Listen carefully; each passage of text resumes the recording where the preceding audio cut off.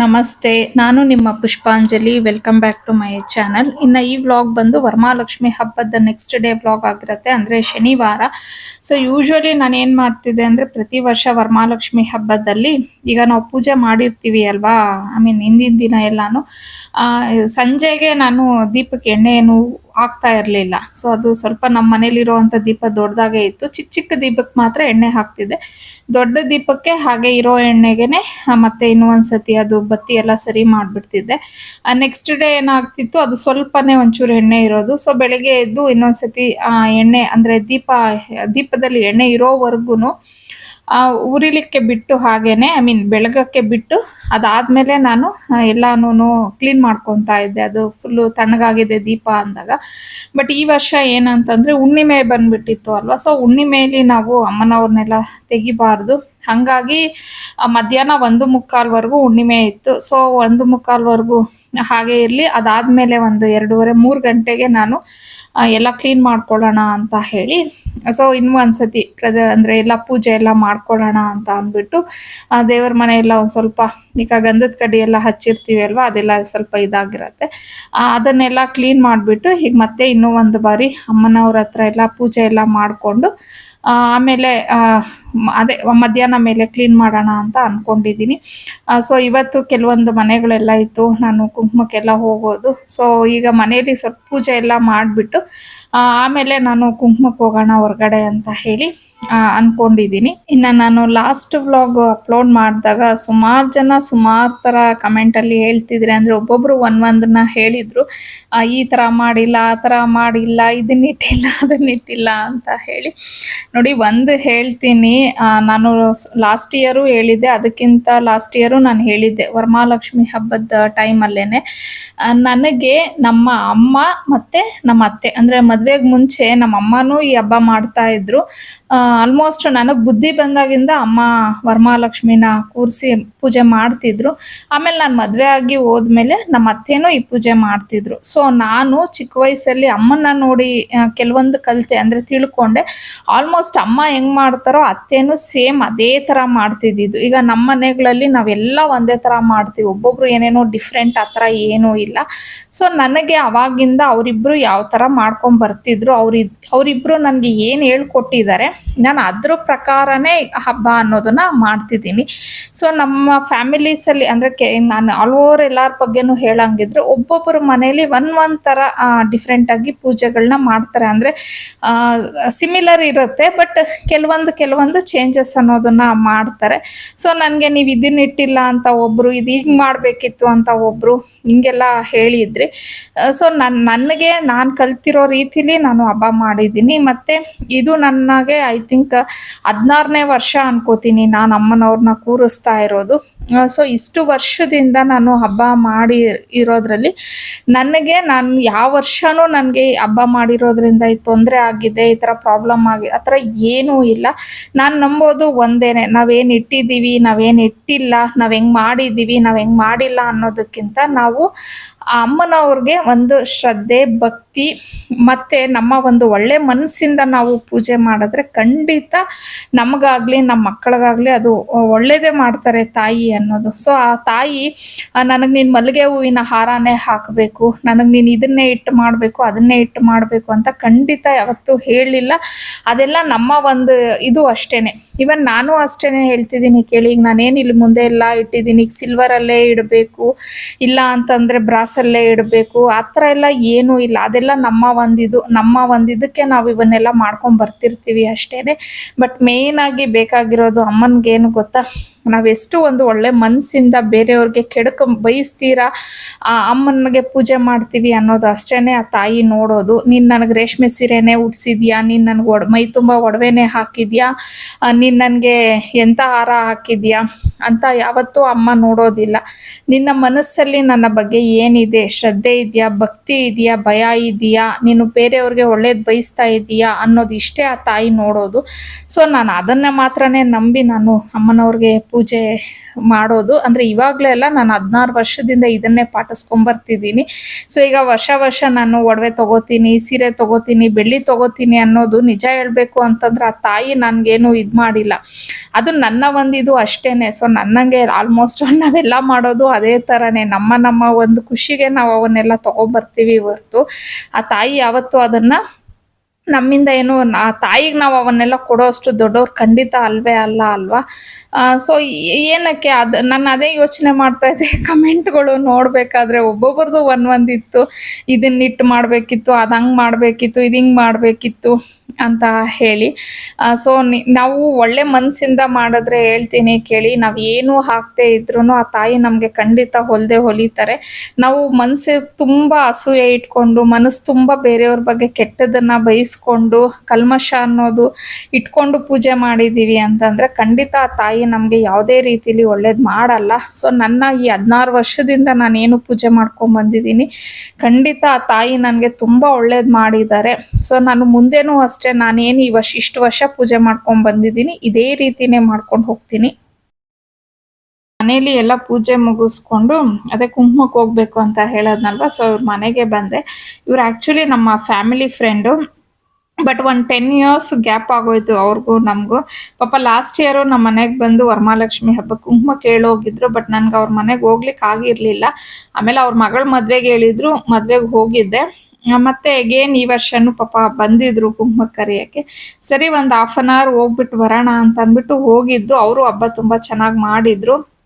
But ಇನ್ನೊಂದು ಏನಂದ್ರೆ ಆ 10 ಇಯರ್ಸ್ ನಾವೇನು ಗ್ಯಾಪ್ ಆಗಿತ್ತು ಅದೆಲ್ಲ ಮಾತಾಡ್ಕೊಂಡು ನಾನು 1/2 hour ಅನ್ಕೊಂಡು ಹೋದವಳು 3 hour ಆಗೋಯ್ತು ಅವ್ರ ಮನೇಲೇನೆ. ಹೆಂಗ್ ಕಳೀತು ಟೈಮ್ ಅಂತ ಹೇಳಲಿಕ್ಕೆ ಆಗಲ್ಲ. ಪುಳಿಯೋಗರೆ ಏನೋ ಪಾಪ ಮಾಡಿದ್ರು, ಅಲ್ಲೇ ತಿನ್ಕೊಂಡು ನಾನು ಅನಿ ಹೋಗಿದ್ವಿ. ಪಾವನಿ ಕಾಲೇಜ್ಗೆ ಹೋಗಿದ್ಲು. ಸರಿ ಅಂತ ಹೇಳಿ ಇನ್ನು ಅವತ್ತು ರಕ್ಷಾಬಂಧನ ಬೇರೆ ಇತ್ತಲ್ವಾ. ಸೊ ನನಗೇನಂದ್ರೆ ಹುಣ್ಣಿಮೆ ಮುಗಿಯೋಷ್ಟೊತ್ತಿಗೆ ಅಣ್ಣನಿಗೆ ರಾಖಿ ಕಟ್ಟಬೇಕು ಅನ್ನೋದು ಒಂದಿತ್ತು. ಸರಿ ಅದಕ್ಕೆ ಅದೇ ಹೇಳೋದ್ನಲ್ಲ 3 hours ಒಂದೇ ಮನೇಲಿ ಕೂತ್ಕೊಂಡ್ಬಿಟ್ಟೆ.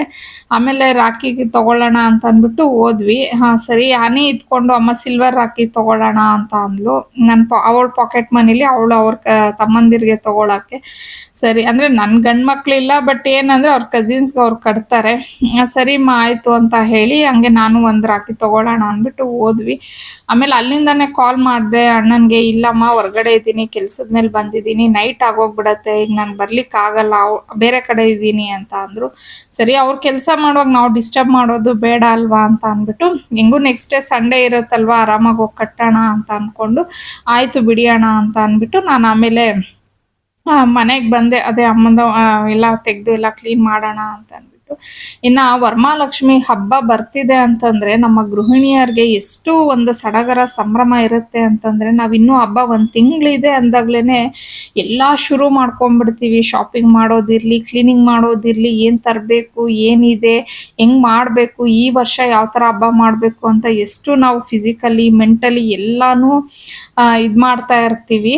ನಾನು ಅಷ್ಟೇ. ಈಗ ಒಂದು ಹೊಸ ವರ್ಷ ಬರುತ್ತೆ ನೋಡಿ, January 1 ಬಂದಿದ ತಕ್ಷಣ ನಾನು ಕ್ಯಾಲೆಂಡರ್ ತಂದರೆ ಇಮಿಡಿಯೇಟಾಗಿ ನೋಡೋದು ಹಬ್ಬ ಯಾವ ಡೇಟಿಗೆ ಬಿದ್ದಿದೆ ಅಂತಲೇ ಚೆಕ್ ಮಾಡ್ತೀನಿ. 1-1.5 ತಿಂಗಳಿಂದನೇ ಶುರು ಮಾಡ್ಕೊಂಡ್ಬಿಡ್ತೀನಿ ಎಲ್ಲನೂ. ಸೊ ಎಷ್ಟು ಮಾಡಿದ್ರು ಕೊನೆಗೆ 1 ದಿನಕ್ಕೆ ನಾವು ತೆಗಿಬೇಕಾಗತ್ತೆ. ನಿಜವಾಗ್ಲೂ ಅದನ್ನೆಲ್ಲ ತೆಗೆದು ಕ್ಲೀನ್ ಮಾಡಬೇಕು ಅಂದಾಗ ಮನಸ್ಸಿಗೆ ಎಷ್ಟು ಒಂಥರ ಬೇಸರ ಅನ್ನಿಸ್ತಾ ಇರುತ್ತೆ ಅಲ್ವಾ. ತುಂಬ ಸತಿ ಅನ್ಕೊತೀನಿ 3 ದಿನ ಇಡೋಣವಾ ಮಾಡೋಣವಾ ಅಂತ ಹೇಳಿ. ಬಟ್ ಏನಂದರೆ ನಮ್ಮ ಮನೇಲಿ ನಾವು 3 ಜನ ಇದ್ದೀವಿ. ಮಂತ್ಲಿ ಸೈಕಲ್ಲು ಇವೆಲ್ಲ ಆಗೋಗ್ಬಿಟ್ರೆ ಸುಮ್ಮನೆ ಏನಕ್ಕೆ ಅಂತ ಹೇಳಿ ನಾನು ಆದಷ್ಟು ಒಂದೇ ದಿನಕ್ಕೇನೆ ಅದನ್ನು ಎಲ್ಲ ತೆಗೆದುಬಿಡ್ತೀನಿ. ಬಿಕಾಸ್ ಅಂದರೆ ನಿಜ ಹೇಳಬೇಕು ಅಂತಂದರೆ ನಾನು ಮಂತ್ಲಿ ಸೈಕಲ್ ಬಗ್ಗೆ ಅದಕ್ಕೂ ನಿಜ ಏನೂ ಇದಿಲ್ಲ. ಅದು ಒಂದು ನ್ಯಾಚುರಲ್ ಪ್ರೊಸೆಸ್ಸು. ಬಟ್ ಏನಂದರೆ ನಮಗೆ ಸ್ವಲ್ಪ ಬಾಡಿ ಪೇನ್ಸು ಹಾಗೆಯೇ ಮೂಡ್ ಸ್ವಿಂಗ್ಸು ಇವೆಲ್ಲ ಆಗ್ತಾ ಇರುತ್ತೆ. ಅದ್ರ ಮಧ್ಯೆ ಇದನ್ನು ಎಲ್ಲ ಮಾಡೋದಕ್ಕೆ ಕಷ್ಟ ಅಂತ ಹೇಳಿಬಿಟ್ಟು ಯೋಚನೆ ಮಾಡ್ತಿರ್ತೀನಿ ಅಷ್ಟೇ ನಾನು ಯಾವಾಗ್ಲೂ. ಬಟ್ ಅದ್ರ ಬಗ್ಗೆನೂ ನಾನು ಇನ್ನೊಂದು ವ್ಲಾಗಲ್ಲಿ ಖಂಡಿತ ಮಾತಾಡ್ತೀನಿ. ನನಗೆ ಸುಮಾರು ಜನ ಕಮೆಂಟಲ್ಲಿ ಕೇಳಿದ್ರು, ನೀವು ಆ ಥರ ಆಗೋದ್ರೆ ನೀವೇನು ಮಾಡ್ತೀರಾ ಅಂತ ಅಂದ್ಬಿಟ್ಟು. ಸೊ ಅದು ನಾನು ಏನು ಮಾಡ್ತೀನಿ ಅನ್ನೋದು ಖಂಡಿತ ನಾನು ಶೇರ್ ಮಾಡೇ ಮಾಡ್ತೀನಿ, ಅದ್ರ ಬಗ್ಗೆ ನನ್ನ ಒಂದು ಒಪಿನಿಯನ್ ಏನಿದೆ ಅಂತ ಹೇಳಿ. ಸೊ ನನಗೆ ಇದನ್ನೆಲ್ಲ ಕ್ಲೀನ್ ಮಾಡುವಾಗ ನಿಜವಾಗ್ಲೂ ಅದೇ ಯೋಚನೆ ಮಾಡ್ತಾ ಇದ್ದೆ, ಎಷ್ಟು ಕಷ್ಟಪಟ್ಟೆ ನಾನು